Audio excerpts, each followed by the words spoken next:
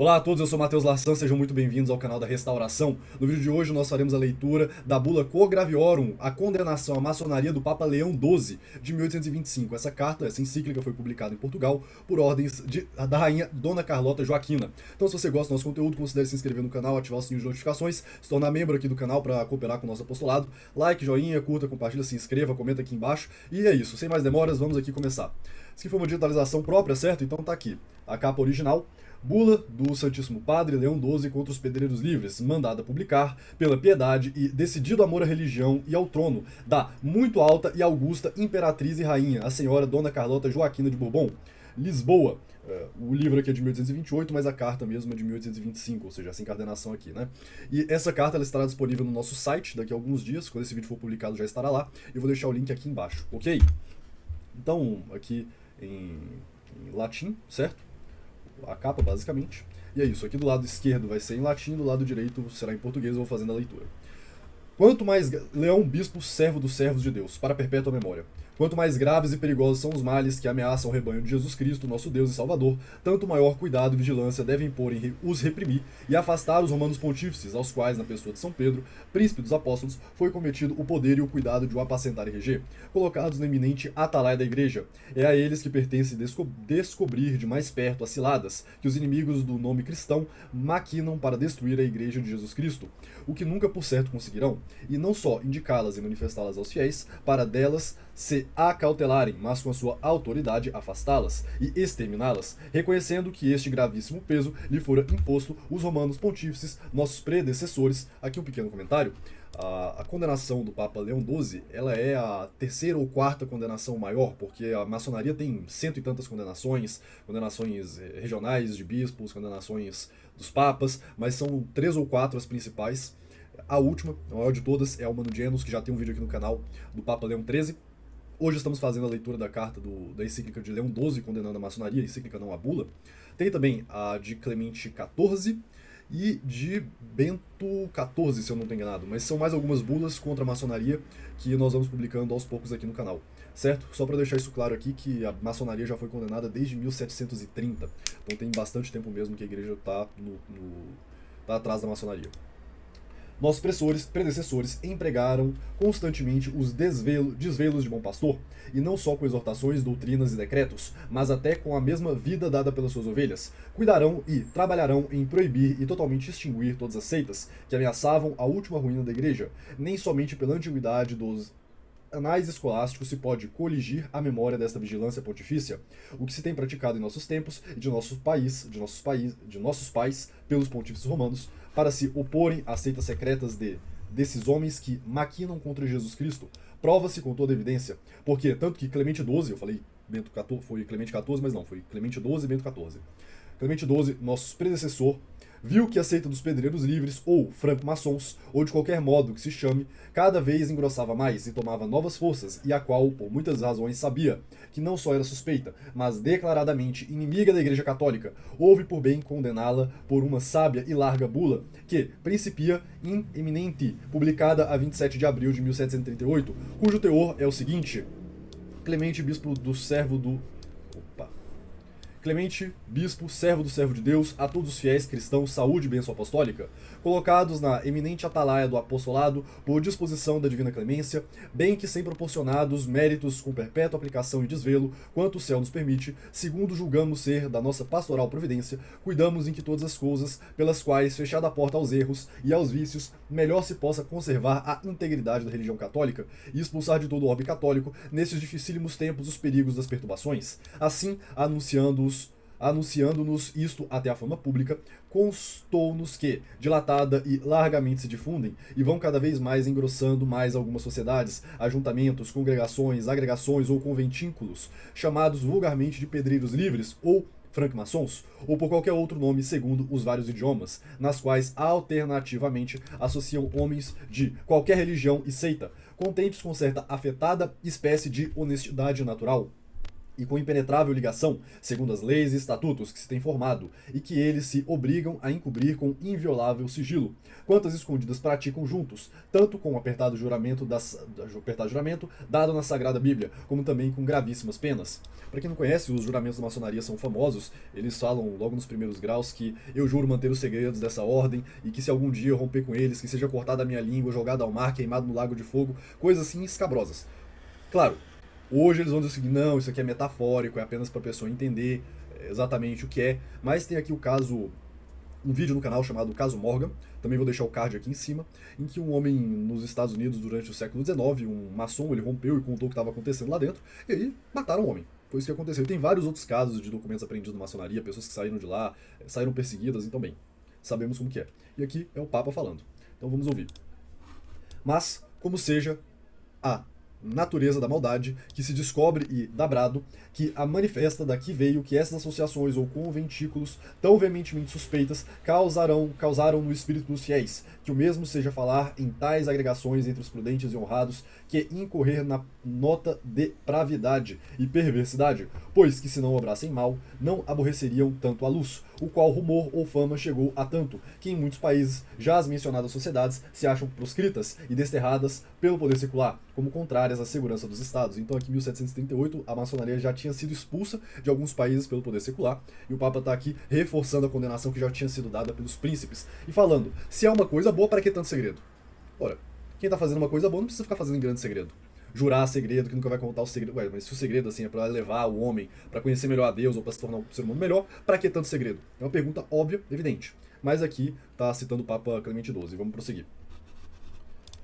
Nós, portanto, ponderando os gravíssimos danos que, quando mais não seja dessas sociedades ou conventículos, provêm ao sossego temporal dos estados, assim como à saúde espiritual das almas, e que por isso de modo nenhum se conformam com as leis civis ou canônicas, sendo que, pela divina palavra, sejamos admoestados, que se deve vigiar de dia e de noite, como servo fiel e prudente, posto à testa da família do Senhor, que tal espécie de homens não minem a casa como ladrões, e não forceguem por derrubar a vinha, à maneira das raposas, isto é, que não pervertam os corações dos simples, e asseteiem ocultamente os inocentes, para embaraçar o larguíssimo caminho, que daí poderia abrir-se para impunemente tramar iniquidades, e por outros justos e racionáveis motivos a nós patentes com o conselho de alguns dos nossos veneráveis irmãos, cardeais da Santa Igreja Romana, e também de nosso moto próprio, ciência certa e madura reflexão, e com todo o nosso poder apostólico, determinamos e decretamos condenar e proibir, como condenamos e proibimos pela nossa presente bula, para sempre valiosa, as ditas sociedades, ajuntamentos, congregações, assembleias ou conventículos de pedreiros livres ou franco-maçons, ou qualquer que seja o seu nome, pela qual razão, estreitamente e em virtude de santa obediência, ordenamos a todos e a cada um dos fiéis cristãos, de qualquer estado, grau, condição, ordem, dignidade e preeminência, qual sejam leigos ou eclesiásticos, tanto seculares como regulares, sem que seja necessário nomeá-los aqui cada um em particular, mostrando que é uma condenação de caráter universal. Caráter particular, que nenhum debaixo de qualquer pretexto, ou estudada cor, se atreva ou premedite entrar nas sobreditas sociedades de pedreiros livres, ou de franco-maçons, ou de qualquer outro modo denominadas, nem propagá-las, abraçá-las, ou em suas casas ou domínios, ou em qualquer outra parte, recebê-las e ocultá-las, nelas alistar-se, agregar-se ou ter parte, nem tampouco dar poder ou comodidade para que em alguma parte se convoquem, nem ministrar-lhes coisa alguma, ou prestar-lhes conselho, auxílio ou favor abertamente, em segredo, direta ou indiretamente, por si, por outros, de qualquer modo. Então, eu imagino assim, que tá claro que é o seguinte, não é para ter relação alguma com essas sociedades secretas, zero, nem direta, no campo, na cidade, zero, totalmente condenada. Nem mesmo exortar, induzir, provocar ou persuadir a outros que se alistem, contêm ou intervenham em tais sociedades ou de qualquer modo as ajudem e fomentem, mas antes que totalmente se devem abster das mesmas sociedades, das reuniões, dos ajuntamentos, congregações, assembleias e conventículos, sob pena de excomunhão, na qual ficarão, sem mais alguma declaração, incursos pelo mesmo fato, todos aqueles que tiverem contravindo a esta proibição, como acima fica dito, e da qual excomunhão ninguém poderá obter o benefício da absolvição, salvo em artigo de morte, senão por nós ou pelo Romano Pontífice, que neste tempo existir. Aproveito para ler esse trechinho aqui em latim. Sub pena excommunicationis per omne ut supra contrafacientes ipso facto. Ou seja, sem necessidade de declaração, já é uma excomunhão automática. Prosseguindo. Queremos, além disto, e mandamos que tanto os bispos e prelados superiores e outros ordinários dos lugares, como os inquisidores que houverem em qualquer parte contra a herética pravidade, procedam e inquiram contra os transgressores, seja de que estado, grau, condição, ordem, dignidade ou preeminência forem, e com adequadas penas os castiguem e obriguem como veementemente suspeitos de heresia, pois lhe damos e conferimos livre faculdade a eles e a qualquer deles de proceder e inquirir contra os mesmos transgressores e de os obrigar e castigar, requerendo mesmo para isso, se preciso for, o auxílio do braço secular. Queremos, pois, que as cópias, mesmo impressas da presente, assinadas por qualquer notário público e autorizadas com o selo de pessoa constituída com dignidade eclesiástica, se preste a mesma fé que se daria ao próprio original, se apresentasse ou mostrasse. Ninguém, pois, se permita infringir esse ato de declaração, condenação, preceito, proibição, interdito, nem com temerária ousadia opor-se a ele. Mas, se alguém presumir tentar isto, saiba que incorre na indignação de Deus omnipotente dos apóstolos São Pedro e São Paulo, dado em Roma, em Santa Maria Maior, no ano da encarnação do Senhor de 1738, aos 27 de abril, no ano 8º do nosso pontificado.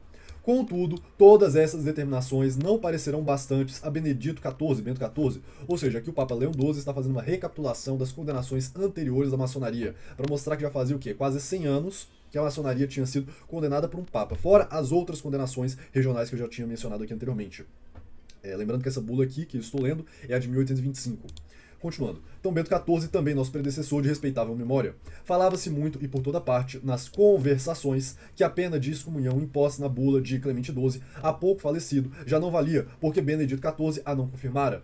E aqui o Papa dizendo, essa afirmação era na verdade um absurdo contestar, que as leis dos pontífices anteriores não valiam, não sendo expressamente confirmadas pelos seus sucessores, quando, além disso, era patente a todos que a bula de Clemente XII fora, muitas vezes, ratificada por Bento XIV. Contudo, para tirar esta astuciosa cavilação das mãos dos sectários, o mesmo Bento XIV julgou a propósito que devia publicar uma nova bula que principia providas, 18 de março de 1751, na qual confirmou a bula de Clemente XII, referida pelas mesmas palavras, especificadamente, e a qual se reputa pela mais ampla e eficaz. A bula de Bento XIV é a que se segue. Bento, bispo, servo dos servos de Deus, para a perpétua memória, não só respeitamos as providas leis dos romanos pontífices, nossos predecessores, e suas ordenações, cujo vigor ou possa atenuar-se pelo descuido humano ou extinguir-se, mas até julgamos que devemos corroborar e confirmar aquelas que ganham nova força e pleno vigor em causas justas, graves e urgentes pelo novo apoio da nossa autoridade. O que aconteceu aqui anteriormente foi o seguinte, os maçons diziam o seguinte, olha, então o Papa não ratificou expressamente a excomunhão, então agora está liberado. Mentira, evidentemente. Então, tanto o Leão XII quanto o Bento XIV estão desfazendo esta mentira.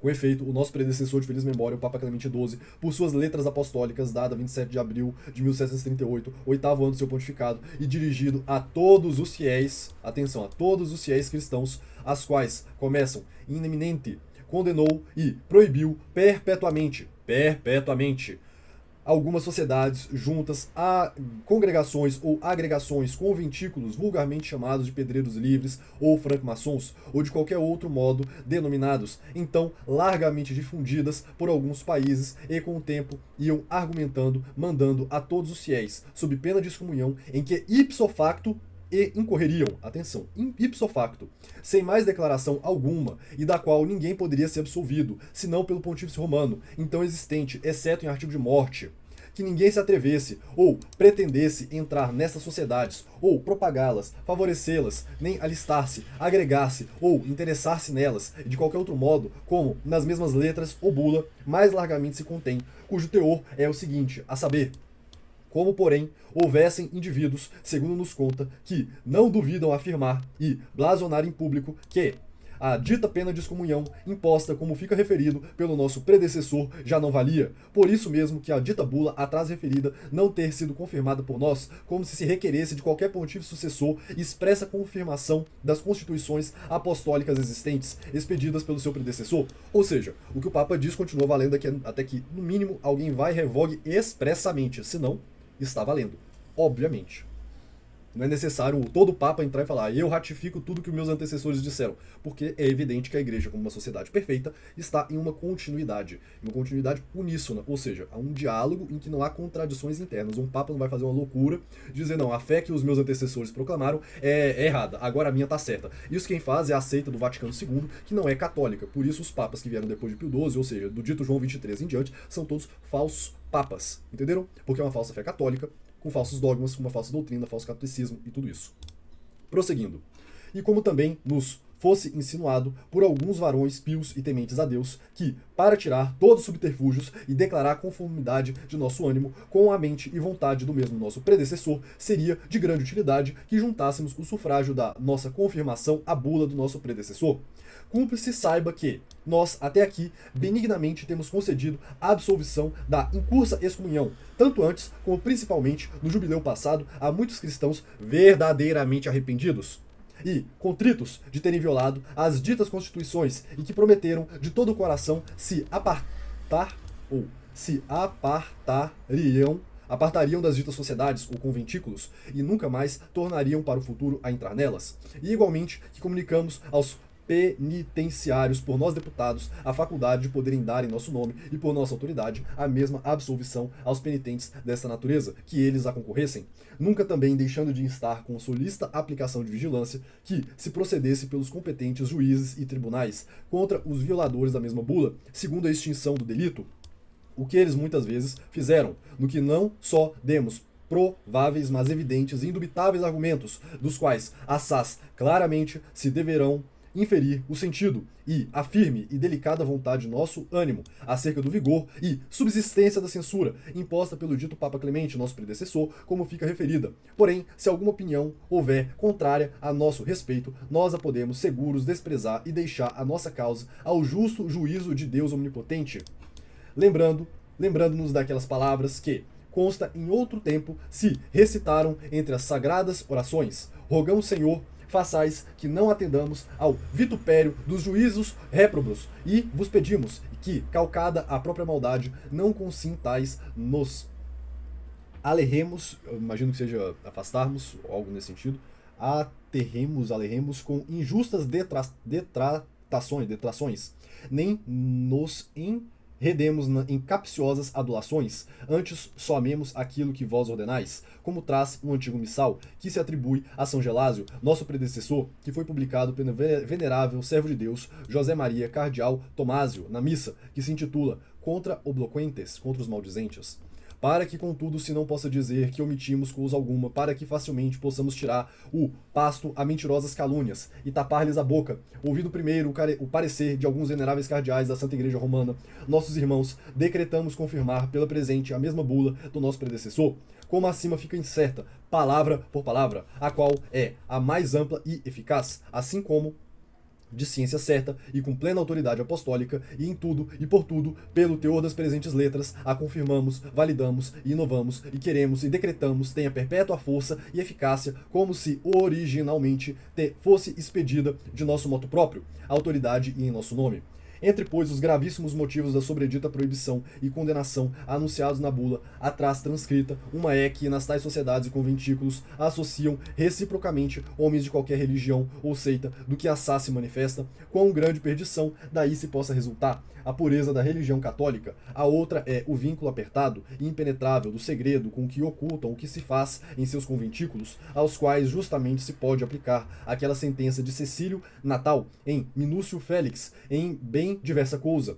As coisas honestas sempre folgam com a publicidade, e as maldades gostam de segredo.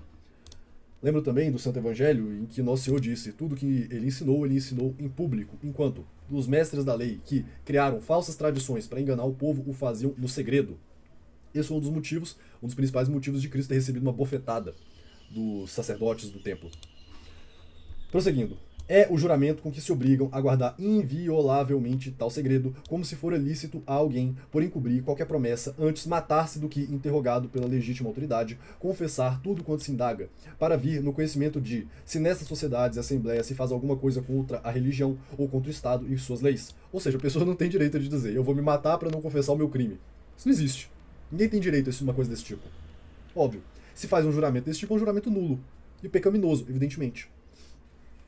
A quarta é que essas sociedades se conhecem serem contrárias não menos às leis civis que as canônicas, pois que no mesmo direito civil se proíbem todas as congregações e sociedades reunidas sem autoridade pública, como se pode ver nas Pandectas, livro 47, título 22 de Collegis et Corporibus Illicitis, e na célebre carta de Caio Plínio Cecílio II, que é a 27 do livro 10º, na qual diz que por seu édito, conforme as ordens do imperador, fora proibido que não houvessem etéreas, isto é, que se não pudesse entrar em sociedades e assembleias, nem fazê-las sem autoridade do príncipe. A quinta é que em muitos países, as mencionadas sociedades e congregações foram proscritas e desterradas pelas leis dos príncipes seculares. A última, enfim, é que, entre os varões prudentes e honrados, são tidas em má conta as ditas sociedades e congregações, e a juízo dos mesmos, todos os que nelas se alistam incorrem na nota de maldade e perversidade. Portanto, o nosso mesmo predecessor na bula atrás transcrita excita os bispos, prelados superiores e os outros ordinários dos lugares que, em sua execução, se preciso for, não deixem de invocar o auxílio do braço secular. O que tudo e cada coisa em particular, não só aprovamos e confirmamos, recomendamos e encarregamos, respectivamente, aos mesmos eclesiásticos superiores, mas também nós mesmos, em cumprimento da nossa apostólica solicitude, pelas nossas presentes letras invocamos e vivamente requeremos para efeito do referido, o auxílio e socorro dos príncipes católicos e de todas as potestades seculares, pois que os mesmos supremos príncipes e potestades são por Deus escolhidos para defensores da fé e protetores da igreja. Eu acho interessante repetir esse pedaço, que o Papa dizendo, os mesmos supremos príncipes e potestades são por Deus escolhidos para defensores da fé e protetores da igreja, e por isso devem sempre fazer por todos os meus conducentes, que se preste o devido respeito e exata observância às constituições apostólicas e que lhes trouxeram à lembrança os padres do Concílio Tridentino. Aqui eu aproveito para dizer o seguinte, Dom Pedro I, ou Dom Pedro IV de Portugal, é um traidor, não somente da fé católica, como também do direito, do dever que ele tinha dado por Deus de proteger este povo dos erros perniciosos de Satanás. Dom Pedro IV, Dom Pedro I, morreu em excomunhão. Por quê? Porque ele era iniciado na maçonaria. Se ele não morreu em excomunhão, se ele saiu da maçonaria, aí eu pergunto, onde está a abjuração de Dom Pedro IV? Onde está a abjuração de Dom Pedro I? Porque que eu saiba, o que a história mostra, o que a história ensina, é que Dom Pedro, em Portugal, quando morreu em cisma com a Igreja Católica. Ele cismou com o Papa Gregório XVI. Ele criou uma igreja particular e negou a autoridade do Romano Pontífice em Portugal, na igreja portuguesa, fazendo de fato uma igreja nacional, separada de Roma, e só durante o pontificado de Pio IX, esse cisma acabou. Então, além de cismático, também é o excomungado. Ou seja, Dom Pedro I, Dom Pedro IV está certamente no inferno. Todos aqueles que rezam por ele, rezam missa por ele, fazem missas sacrílegas, porque ele é o inimigo de Cristo, o inimigo de Nosso Senhor, o inimigo da fé católica. Quem diz que o império fundado por ele é católico está com a cabeça nas nuvens e muito próximo de ter o corpo no inferno. Vocês entenderam? Esta carta aqui, de 1825, de Leão XII, está recapitulando as condenações anteriores dos outros papas, a maçonaria, que era de conhecimento público e notório, que as sociedades secretas estavam excomungadas, proscritas e condenadas pelo Romano Pontífice. Em 1817, Dom João VI proíbe a maçonaria em Portugal. Mas desde que Dona Maria I, talvez desde antes, a maçonaria já era fortemente perseguida pela Santa Inquisição e principalmente pelo Pina Manique, o superintendente da polícia portuguesa, o terror dos maçons. Quem também era terror dos maçons? Dom Miguel. Esta carta que nós estamos lendo aqui, ela foi publicada por quem? Dona Carlota Joaquina. E aí, eu pergunto, qual o nome que se dá a esses personagens que eu acabei de dizer? Como é que a história retrata a Dona Carlota? Como a adúltera, a louca, a devassa, a traidora que só queria saber roubar o poder dos outros, passar a perna no João VI. Então, Dona Maria I, a viradeira, aquela que desfez as políticas liberais em Portugal, como é que ela ficou conhecida? A louca. Porque ela, no final da vida, ficou senil. Oh, meu Deus do céu. Uma pessoa de uma certa idade já não pensa como se tivesse ali seus 20, 30 anos de idade. Olha só. Então é louca. Tudo que ela faz é coisa de louco. O Pina Manique. Ai, um ditador. Um perseguidor. Um tirano. Dom Miguel, o usurpador. Agora Dom Pedro IV é o rei soldado. É o rei bom. Isso é uma loucura. É claro que a história é escrita pelos inimigos de Cristo. Porque eles, lamentavelmente, tiveram uma vitória durante esse tempo.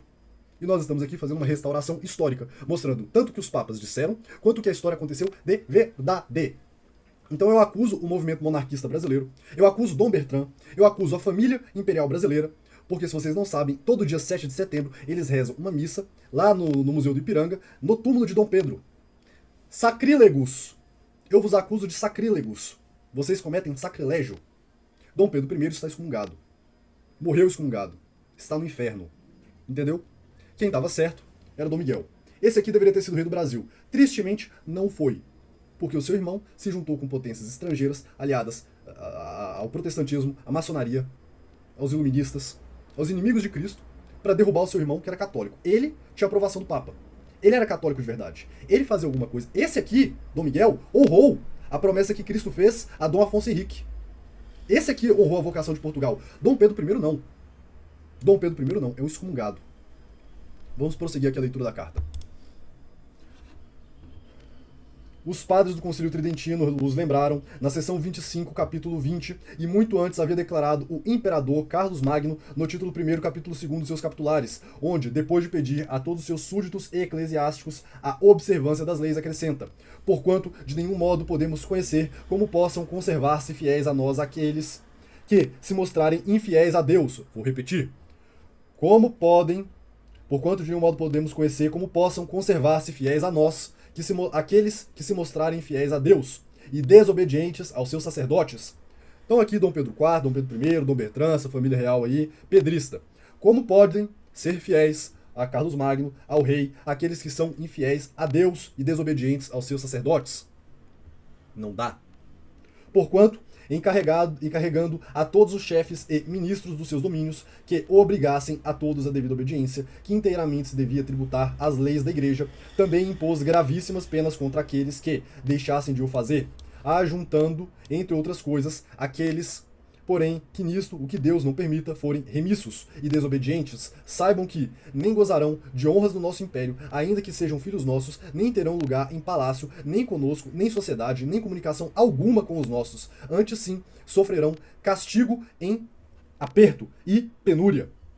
Queremos, pois, que as cópias mesmas impressas da presente, assinadas por qualquer notário público autorizado com o selo da pessoa constituída com dignidade eclesiástica, se preste a mesma fé, tal como se fosse original se apresentasse ou mostrasse.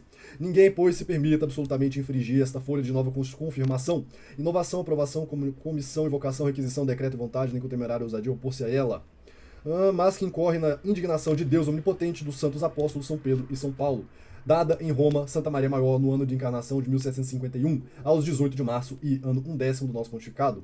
Agora Leão XII prossegue. Provera a Deus que estes decretos tivessem sido tão avaliados pelos governos da terra, quanto o exigia a salvação da Igreja e do Estado. Provera a Deus o que eles se estivessem persuadido que deviam olhar para os romanos pontífices, sucessores de São Pedro, não só como pastores e mestres da Igreja universal, mas como defensores acérrimos da sua mesma dignidade e diligentíssimos descobridores dos perigos que os ameaçam. Provera a Deus que eles tivessem usado do seu poder e autoridade para repelir as seitas, cujos pestíferos conselhos que tinham sido manifestados pela Santa Sé Apostólica. Se assim fosse, já tudo se teria acabado, mas como julgassem que esta causa se devia desprezar, ou ao menos tratar de pouca entidade, ou levados pelos enganos e fraudes dos sectários que astuciosamente lhe ocultavam suas manobras, ou pelos imprudentes conselhos de alguns daquelas antigas seitas maçônicas que nunca tinham esfriado, nasceram outras muitas, muito piores e mais audazes que as antecedentes. A todas estas parece tê-las abraçado em seu seio a seita dos Carbonários, a qual não só era considerada como a principal de todas na Itália e em outros países, mas dividida em vários ramos, somente diversos no nome, tomou a sua conta e impugnar com todas as suas forças a religião católica e todo e qualquer poder supremo civil e legítimo. No meio de tanta calamidade, o sumo pontífice Pio VII, de feliz memória, a quem nós sucedemos, querendo salvar a Itália e outros países e até os estados pontifícios, nos quais, estando impedido por um pouco o governo pontifício, a tal seita se tinha penetrado juntamente com os estrangeiros, seus invasores. Sobretudo ali a invasão de Napoleão da República Francesa, depois do Império Francês, e a ocupação dos estados pontifícios, até 1815.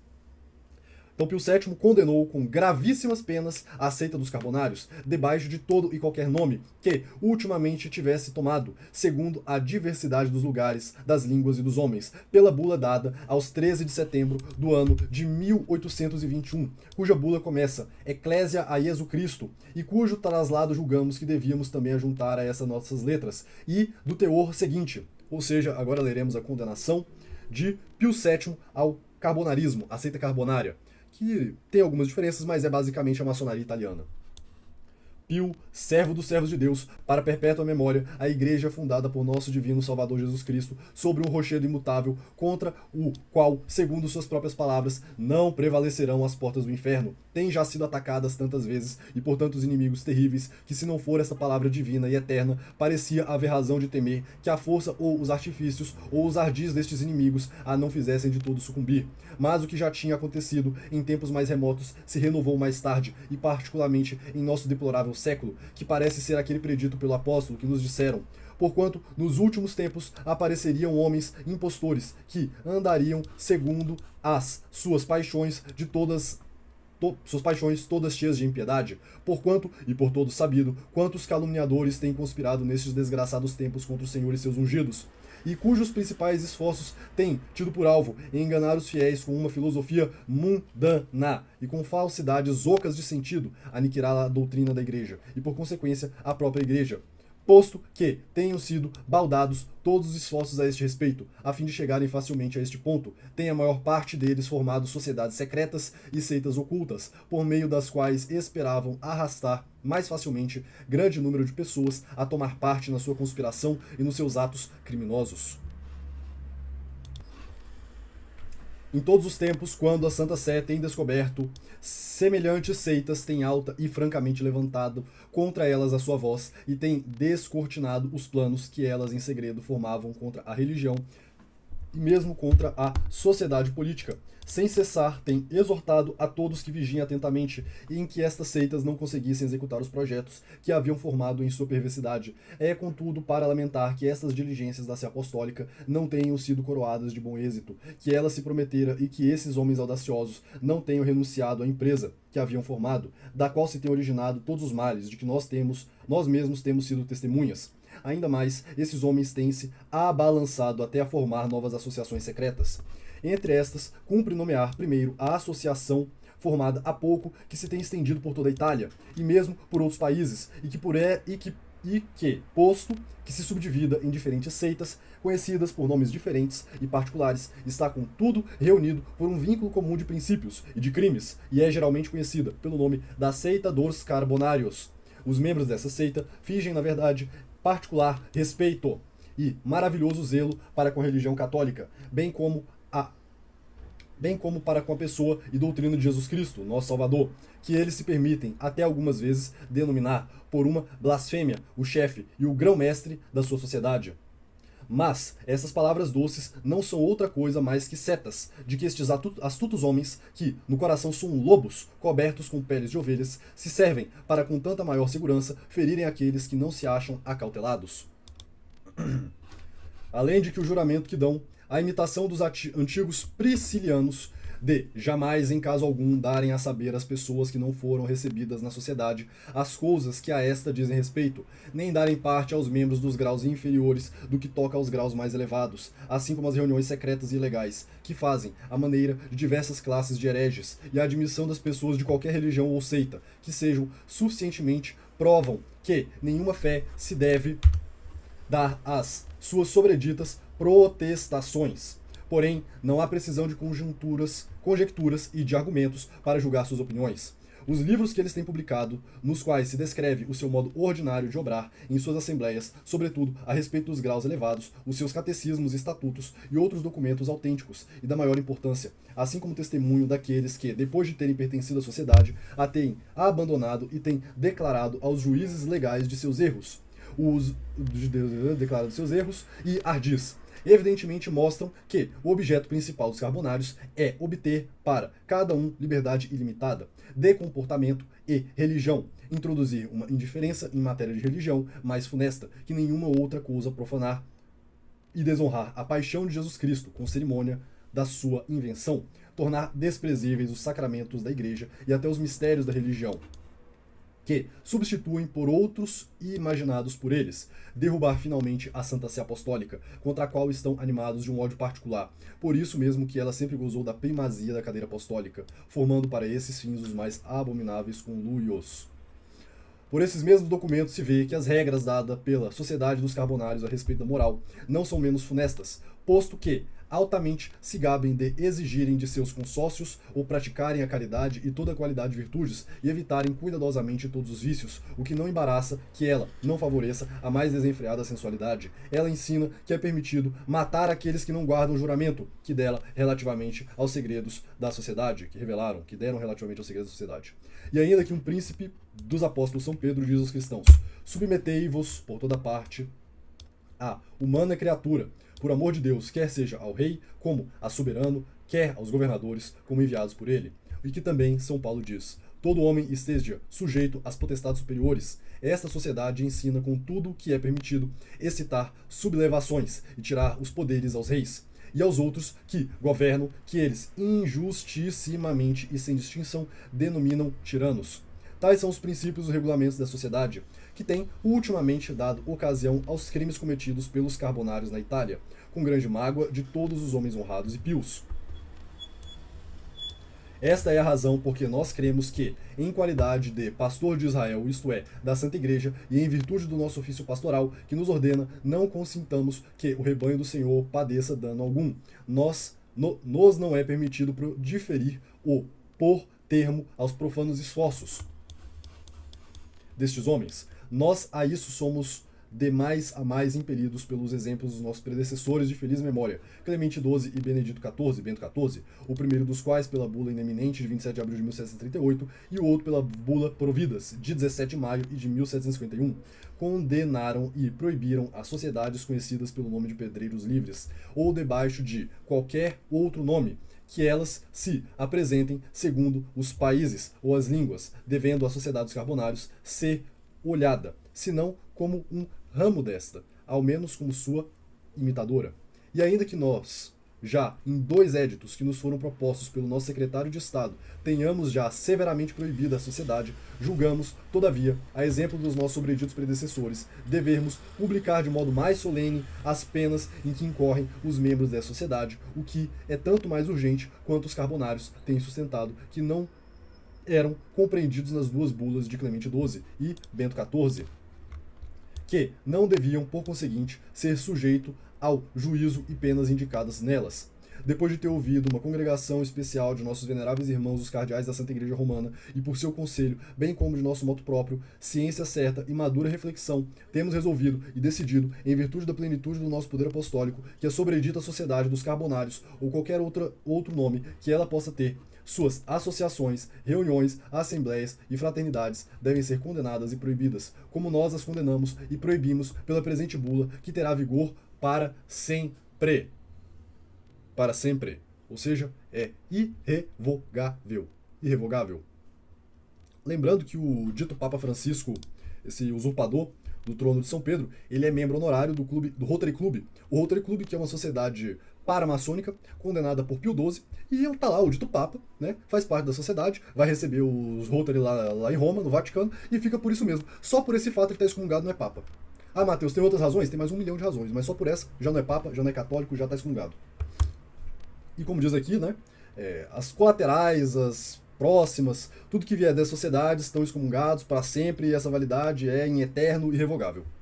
Prosseguindo, ordenamos, portanto, a todos e a cada um dos cristãos de qualquer estado, grau, condição, ordem, dignidade ou preeminência que sejam seculares ou eclesiásticos, religiosos, regulares ou seculares, sem que seja necessário nomeados aqui cada um particular, em virtude da santa obediência, ou permitirem-se jamais debaixo de qualquer pretexto que seja entrar na sobredita sociedade dos carbonários ou qualquer outro nome que possa ter propagá-la, favorecê-la ou recebê-la ou contar em sua morada, em sua casa ou em qualquer outra parte. Fazer-se iniciar nessa sociedade, seja ela em que grau for, consentir que ela se junte ou dar-lhe conselhos, socorros abertamente ou em segredo, direta ou indiretamente, ou também angariar outros, seduzi-los, levá-los ou persuadir-los a fazerem receber-se ou iniciar nessa sociedade em qualquer grau que seja, ou assistir às suas reuniões, ou ajudá-las, ou favorecê-las de qualquer modo que for.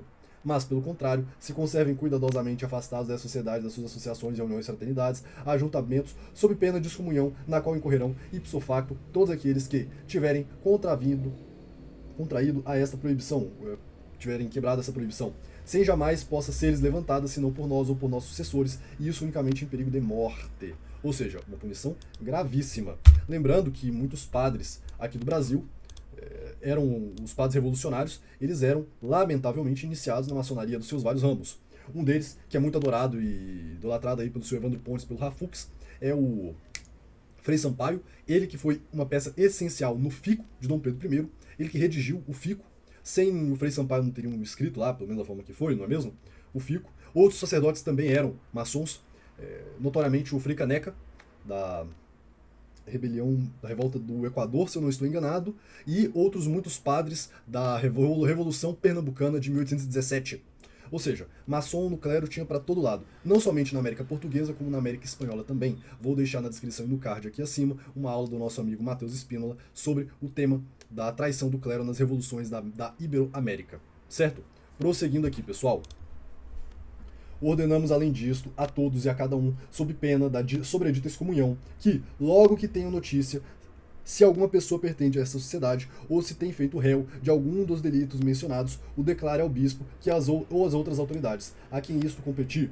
Finalmente, para evitarmos com mais cuidado todo o perigo de erro, condenamos e rejeitamos todos os catecismos, livros nos quais se descrevem os carbonários e que se fazem em suas assembleias, assim como seus estatutos e regulamentos, e todas as obras que têm sido publicadas em sua defesa, quer impressos, quer manuscritos, e proibimos a todos os fiéis, debaixo da mesma pena de excomunhão, lerem e guardarem os sobreditos livros que algum deles ordenamos que os remetam ao seu bispo ou a qualquer outro que tenha direito de os receber. Queremos que os exemplares impressos do presente breve tal notário público, não vou ler essa parte. Ninguém, pois a dita, saiba que a recebe sobre si, se contrariarem, a cólera de Deus omnipotente dos apóstolos São Pedro e São Paulo. 1821, 13 de setembro. Leão XII continua. Não muito depois de publicada esta bula por Pio VII, fomos nós elevados à suprema cadeira de São Pedro, sem merecimento algum da nossa parte, e logo aplicamos todo o nosso desvelo para descobrir qual fosse o estado das sociedades secretas, qual o seu número, qual o seu poder. Nesta indagação, facilmente viemos a conhecer que a sua audácia tinha crescido até ao ponto de terem engrossado e aumentado conceitas novas por causa do seu grande número, sendo a mais memorável entre elas aquela que se chamaria universitária, assim chamada por ter o seu principal assento e domicílio em muitas universidades de estudos, nas quais os mancebos são iniciados e formados para toda a iniquidade, por alguns mestres que, em lugar de os instruir, os pervertem com os mistérios da sua seita, que mais verdadeiramente se devem chamar mistérios de iniquidade. Daqui nasceu que, passado ainda tanto tempo, depois, desde que pela primeira vez os fachos da rebelião se acenderam na Europa pelas sociedades secretas e se ostentaram por meio dos sectários, e ainda depois de alcançada ilustres vitórias pelos mais poderosos príncipes, com as quais esperavam que os tais fachos se apagassem, ainda os malvados intentos e detestáveis esforços das mesmas seitas não tiveram fim, porquanto naqueles mesmos países nos quais parece terem aquietado aquelas antigas calamidades que receio não há de novas perturbações e desordens, as quais aquelas seitas estão constantemente maquinando. Quantos sustos daqueles ímpios punhais que são cravados ocultamente nos corpos daqueles a quem destinam para morrer. Quantas e quão graves leis são obrigados muitas vezes a condenar, talvez constrangidos, aqueles que governam só para conservar a tranquilidade pública. Daqui nascem aquelas funestíssimas calamidades com que a igreja é vexada e oprimida, quase por toda parte, e as quais não podemos recordar sem dor e com muito sentimento, sem pejo nem vergonha, são impugnados os seus dogmas e preceitos mais santos, abate-se a sua dignidade e aquela paz e felicidade da qual ela deveria gozar pelo direito que lhe pertence, não só é perturbada, mas totalmente destruída. Não se julgue, porém, que todos estes males e outros muitos que deixamos em silêncio são imputados com falsidade e calúnia a estas seitas ocultas e secretas. Os livros que os chefes dessas seitas não duvidarão publicar sobre a religião e o Estado, nos quais desprezam todo o poder, blasfemam de majestade. E dizem que Jesus Cristo ou é um escândalo ou uma loucura, chegando a ensinar muitas vezes que não existe Deus, e que a alma do homem acaba juntamente com o corpo. Os códigos e estatutos nos quais se explicam seus conselhos e instituições declaram com toda a evidência que tanto aquelas coisas de que já fizemos menção, assim como aquelas que tendem a arruinar os legítimos principados e destruir inteiramente a igreja, tudo tem a sua seita, Tudo tem a sua origem nestas seitas, devendo-se ter, por certo e incontestável, que todas estas seitas, ainda que diversas em nome, são em tudo entre si unidas, pelo detestável vínculo de torpíssimos conselhos. À vista do que nós julgamos que era da nossa obrigação condenar outra vez essas seitas secretas, de tal sorte que nenhuma delas se possa já quitar, que não fica compreendida nesta nossa sentença apostólica, e deixo deste pretexto induzir a erro os incautos e menos perspicazes. Portanto, nós, com o conselho dos nossos veneráveis irmãos, os cardeais da Santa Igreja Romana, e também do nosso moto próprio, ciência certa e madura reflexão, proibimos para sempre todas as sociedades secretas. E, madura reflexão, proibimos para sempre todas as sociedades secretas, tanto as que existem agora, como as que talvez pelo tempo adiante aparecerem, e aquelas finalmente que se propõem destruir a Igreja e os supremos poderes civis, dos que já acima fizemos menção, qualquer que seja o seu nome, debaixo das mesmas penas que se contém nas letras dos nossos predecessores, já referida nessa bula, as quais expressamente confirmamos. Ou seja, pela bula de Pio VII, também Dom Pedro I estava excomungado.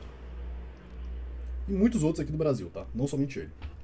Pelo que, estreitamente e em virtude de santa obediência, ordenamos a todos e a cada um dos fiéis cristãos de qualquer estado, graduação, condição, dignidade, leigos seculares, de baixo, o que eu vou passar, porque a gente já leu algumas vezes esse formato, né? Estudar da curso sobre dita denominação, abraçar, ocultar, ajudar de algum modo, abertamente, em segredo, reuniões, tem que se abster de reuniões, sociedades, ajuntamentos, sob pena de excomunhão ipso facto. Só pode ser absolvido em caso de perigo de morte pelos sucessores de São Pedro, pelos papas. Ordenamos, reservamos aos sucessores de São Pedro as sociedades secretas.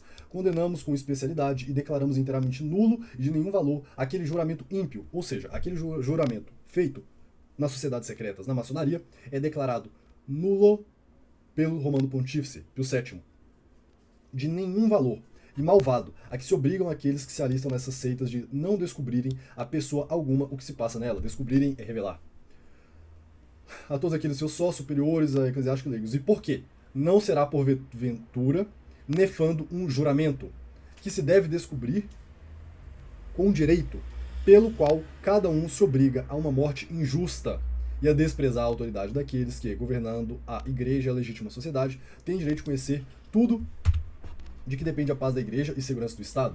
Ou seja, os franco-maçons eles juram ter a pior morte possível caso eles revelem o segredo. E aqui o Papa está perguntando, mas não tem eles o direito, não tem a Igreja e os governantes civis direito de saber o que se passa para o que tange o bem público e a salvação das almas? É claro que tem. Então esse juramento é nulo. Não será a maior de todas as iniquidades e indignidades chamar ao mesmo tempo Deus para testemunha e fiador desses horrorosos crimes? Ajustadamente, pois, disseram os padres do Terceiro Concílio de Latrão, não se devem chamar juramentos, mas perjúrios, aqueles que são dados contra a utilidade da Igreja e decreto dos santos padres. Ou seja, jurar fidelidade à Igreja em público, com a presença de um padre, de um bispo, não tem nada de errado com isso. Uma coisa saudável. Na verdade, a gente faz isso nas promessas do batismo, basicamente. Agora, o juramento contra a Igreja, dizer que é válido e que você não pode revelar os segredos porque jurou em uma sociedade, isso é, evidentemente, uma furada. Continuando. Não se deve tolerar o descaramento ou loucura daqueles homens que, não só no seu coração, mas até diante de todos, e nos seus escritos públicos dizem que não existe Deus, se atrevem, contudo, a exigir um juramento de todos aqueles que se alistam nas suas seitas. Ou seja, dizem que Deus não existe, mas na hora de jurar de modo inequívoco, invocam a Deus. Como é que é essa história? Eis aqui o que nos pareceu examinar. Eis aqui o que nos pareceu ordenar para reprimir e condenar todas estas sociedades, seitas, furiosas e detestáveis. Agora, porém, me dirijo a vós, meus veneráveis irmãos católicos, patriarcas, primazes, arcebispos e bispos, e não só vos pedimos, mas instantemente suplicamos a vossa coadjuvação. Atendei por vós e todo o rebanho, sobre que o Espírito Santo vos constituiu bispos para governardes a Igreja de Deus. Porque os lobos arrebatadores vos acometerão e não hão de perdoar ao rebanho. Mas nada disto temais, nem faças a vossa vida mais preciosa que a vós mesmos. Lembrai-vos que das vossas pessoas pende em grande parte a constância que devem ter na religião e na virtude aqueles que vos foram confiados. porque ainda que vivamos nos dias maus e naqueles tempos em que muitos não sofrem a sã doutrina, contudo ainda existe em grande número de fiéis um certo respeito e obediência para com seus pastores, aos quais com razão veneram como ministros de Jesus Cristo e dispensadores dos seus divinos mistérios. Usai, portanto, para bem das vossas ovelhas, daquela autoridade que para a salvação das almas vos foi confiada por graça especial do eterno Deus. Por graça de Deus, usem a autoridade apostólica que receberam. Conheçam por vós os dolos desses sectários, e com quanta diligência devem evitar a eles e o seu procedimento. Aborreçam por vossa autoridade a instrução, a doutrina perversa daqueles que, não só escarnecem os santíssimos mistérios da nossa religião e a pureza dos preceitos de Jesus Cristo, mas atacam todo o poder que é legítimo. E para vos falar com as mesmas palavras, nosso predecessor Clemente XIII, Clemente XII que ele quis dizer, na sua carta circular dirigida a todos os papas primazes, não, esse aqui é Clemente XII porque é o ano de 1753. Revistamo-nos, eu vos peço, da fortaleza do Espírito do Senhor, de juízo e valor, e não soframos a maneira de cães mudos que não podem ladrar, que os nossos rebanhos não sejam expostos à rapina, e que as nossas ovelhas sejam devoradas por todas as feras do campo. Nada nos atemorize, antes nos devemos expor a todos os combates, pela glória de Deus e salvação das almas. Lembremos-nos que Jesus Cristo suportou contra si próprio a mesma contradição da parte dos pecadores, porém, se por desgraça temermos a audácia dos ímpios, então acabou-se o vigor do episcopado e o sublime e divino poder do governo da igreja. Nem finalmente poderemos jamais merecer o nome de verdadeiros cristãos se chegarmos a ter a fraqueza de temer as ameaças e... Aqui eu lerei para vocês, que foi meio ruinzinho aqui, né? E as insídias desses sectários desgraçados. Suplicamos também com o maior empenho a vossa proteção, ó príncipes católicos, nossos amados filhos em Jesus Cristo, a quem amamos com um amor especial e verdadeiramente paternal, e por isso mesmo vos trazemos à memória aquelas mesmas palavras da quais se serviu São Leão o Grande, do qual somos, ainda que sem merecimento, sucessores na dignidade e herdeiros também do mesmo nome. Escrevendo ao imperador Leão, deves constantemente lembrar-te que o poder real te foi dado não só para governar o mundo, mas especialmente para protetor da igreja, e de tal sorte que, reprimindo os ataques dos seus inimigos, não só defenda suas leis e preceitos, mas restabeleças a paz, se ela for perseguida. Ainda que no tempo presente há uma diferença bem notável, pois que todas as seitas e sociedades secretas devem ser destruídas com vosso esforço, não só para defender a religião católica, mas para assegurar a vossa conservação e de todos os povos que estão sujeitos ao vosso domínio. Aqui o Papa dizendo que quer ser rei por muito tempo, destrua as sociedades secretas, preserve os direitos da Santa Madre Igreja, porque aquele que não defende a Santa Igreja breve perderá a coroa. E foi isso que aconteceu com Dom João, foi isso que aconteceu com Dom Pedro, que foi forçado a abdicar. No Brasil, em pouco tempo, morreu. Dom João, que em algumas coisas foi bom, infelizmente não teve o zelo necessário de combater as sociedades secretas. Não teve. E perdeu a família, a coroa e a própria vida, porque foi assassinado por esses franco-maçons. Prosseguindo.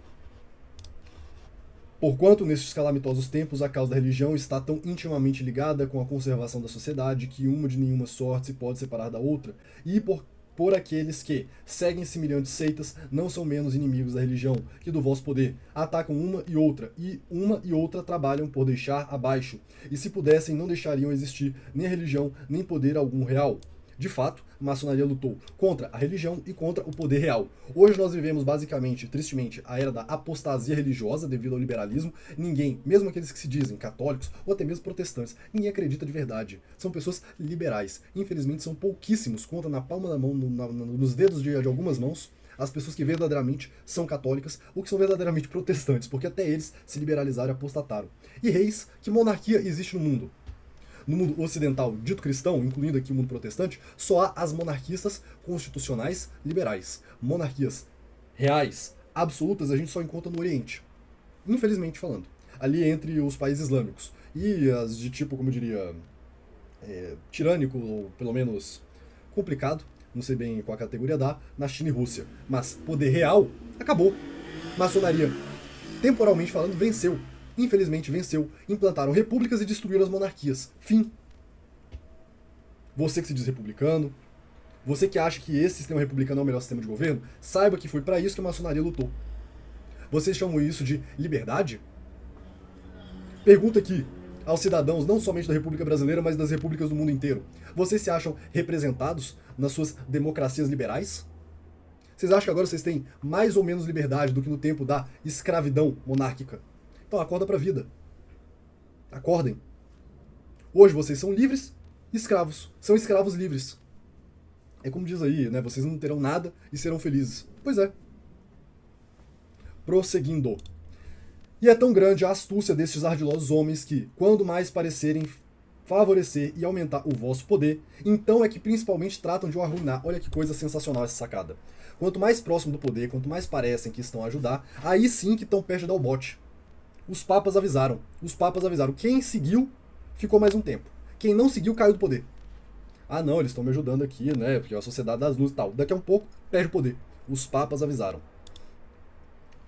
Por muitos modos, eles ensinam a persuadir que o nosso poder e o dos bispos deve ser diminuído e enfraquecido por aqueles que governam.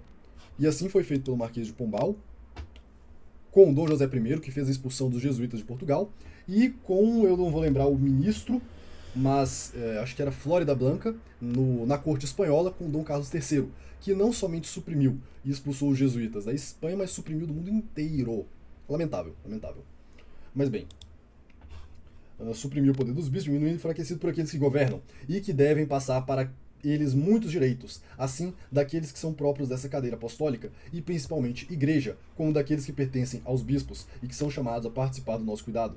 Porém, eles ensinam estas coisas não só inflamados daquele negro ódio que tem a religião, mas com o desígnio de esperar que suceda, que os povos que estão debaixo do vosso império, vendo que se excedem e usurpam os limites que Jesus Cristo e a Igreja, por ele estabelecida, lhes marcaram com este exemplo, facilmente se movam a mudar e a destruir também a forma de governo político. Ou seja, o que aconteceu, os papas avisaram, mas foi exatamente o que aconteceu.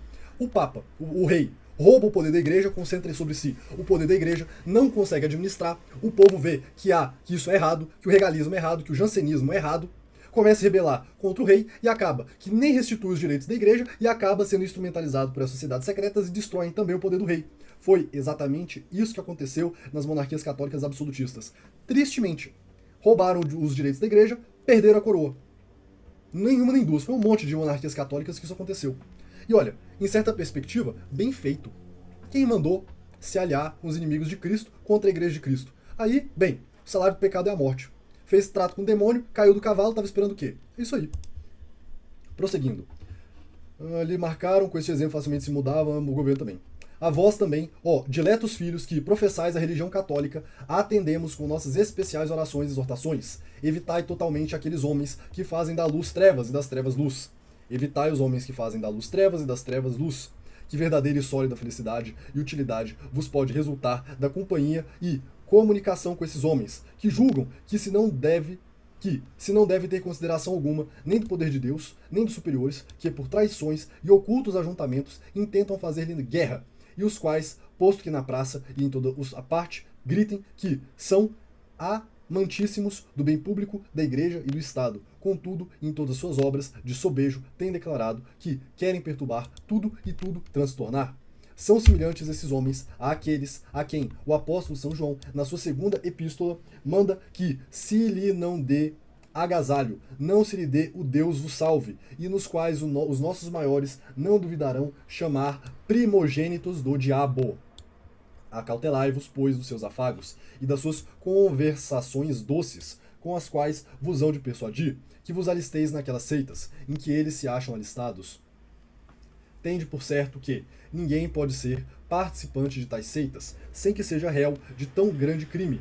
Afastai dos vossos ouvidos as palavras desses homens, que seguramente vos afirmam que assintais na escolha que de vós fazem, para entrardes nos primeiros graus das suas seitas, pois que naqueles graus não há nada que se oponha à razão e à religião.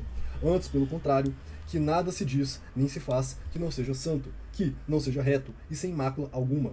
Porquanto aquele que, nefando o juramento de que já se fez menção, o qual se deve prestar, até naquela recepção inferior, por si mesmo, é bastante para conhecerdes que até uma nação ímpia alistar-se naqueles graus inferiores e conservar-se neles. Além disso, que as coisas mais detestáveis se não costumam confiar, senão aqueles que já se acham revestidos dos graus superiores. Contudo, bem evidentemente se manifesta. Claro, o principal segredo vai estar nos graus superiores, não vai ser a pessoa que acabou de chegar lá na loja, não é? Imagina, acabei de chegar aqui, vou ver qual que é. Então, mata esse bode aqui, sacrifica para Satanás, uma criança. Claro que não é assim. Os rituais mais satânicos são próprios dos graus superiores. Os graus mais baixos já tem coisinhas estranhas, mas ainda tem aquela aparência de cristão, de cristianismo, certo? Então que a sociedade, essa forma e a audácia de todas as perniciosas sociedades se forma do consentimento e reunião de todos, que para elas darão o seu nome. E, portanto, até aqueles mesmos que ainda não passarão daqueles graus inferiores se devem reputar participantes dos seus crimes, e sobre eles recai a sentença do apóstolo aos fiéis de Roma. Os que tais coisas fizerem merecem a morte, e não só as que fazem, mas até os que lhes prestam o seu consentimento. Gravíssimo. Pesado isso aqui, pesado. Finalmente, com todo o amor vos chamamos aqueles que, tendo sido iluminados, provado o dom celeste e participado do Espírito Santo, contudo depois cairão miseravelmente e seguem aquelas seitas, ou estejam iniciados naqueles seus graus, ou inferiores ou superiores, porquanto fazendo nós às vezes daquele que protestou, que ele não viera chamar os justos, mas os pecadores, e se comparou ao pastor que, deixando o rebanho inteiro, vai com todo o desvelo buscar a ovelha que perdeu. Nós os admoestamos e lhes pedimos, pelo amor de Deus, que voltem para Jesus Cristo, ainda que eles, com efeito, se têm manchado com o maior crime. Não devem, contudo, desesperar da misericórdia e clemência de Deus e de Jesus Cristo, seu Filho. Entrem, portanto, em si mesmos e, muitas vezes, venham refugiar-se para Jesus Cristo, que tanto padeceu por eles, e, então, ele não só há de desprezar o seu arrependimento, mas antes, pelo contrário, a maneira do amantíssimo Pai, que há muito tempo espera filhos pródigos, os há de receber com mil vontades. Nós, portanto, para vos excitar quanto está da nossa parte e para lhes aplainar o caminho para a penitência, suspendemos pelo espaço inteiro de um ano, depois de publicadas pelas nossas letras apostólicas no país em que morarem, não só a obrigação de denunciar os seus sócios naquelas seitas, como também a reserva das censuras em que cairão. E declaramos que os tais, ainda não denunciados, os cúmplices, possam ser absolvidos por qualquer confessor, sendo aprovados ordinários do território onde assistirem, e a qual facilidade de determinamos se aplique àqueles que assistem em Roma. Porém, se algum destes, que agora dirigimos nossas vozes, for tão pertinaz que consinta que se passe aquele espaço de tempo que temos designado, sem que deixe as tais seitas e passado esse tempo verdadeiramente cai em si, então torna a reviver para estes, assim a obrigação de denunciar os cúmplices, como a reservação das censuras, nem poderá impetrar a absolvição, sem que seja primeiro sejam denunciados aos cúmplices, ou ao menos jurar denunciar o mais depressa que lhes for possível. Nem poderá ser absolvido dessa censura, senão por nós, nossos sucessores, que obtiver a sentença apostólica de absolver tais censuras. Então, bem, o Papa aqui ele deu durante um ano um café com leite, né, uma colher de chá, por assim dizer, para quem fizesse o rito de abjuração, denunciar e tudo mais, e depois desse um ano aí a coisa voltava a pegar firme. Mas não quer dizer que durante um ano podia participar, antes que alguém pense numa estupidez dessa, não é? Continuando, queremos também que os traslados dessas nossas notas prediletas, algum notário, que aquele, a proibição, se não, quem desobedecer, incorre na pena e na indignação de Deus Omnipotente, São Paulo e São Pedro. Dado em Roma, 3 de março de 1825. Cardeal pro notário, aqui as pessoas que participaram, não é? Registrada na Secretaria dos Breves, as sobreditas letras apostólicas foram fixadas, expostas ao público, nas paredes, nos campos, ok, tudo mais. Aqui as erratas, mostrando aqui, né, que foi exatamente aí um exemplar do que foi publicado. Então eu quero encerrar esse vídeo aqui de hoje, vou colocar deixar aqui essa imagem para mostrar essa excelentíssima carta, bula, publicada pela senhora rainha Dona Carlota Joaquina, uma grande católica, uma grande defensora dos direitos do clero e da igreja, dos direitos do antigo regime, do saudável antigo regime, ou seja, da monarquia católica. Ela que foi tão contrária às sociedades secretas e por isso tão caluniada, tão injustamente acusada.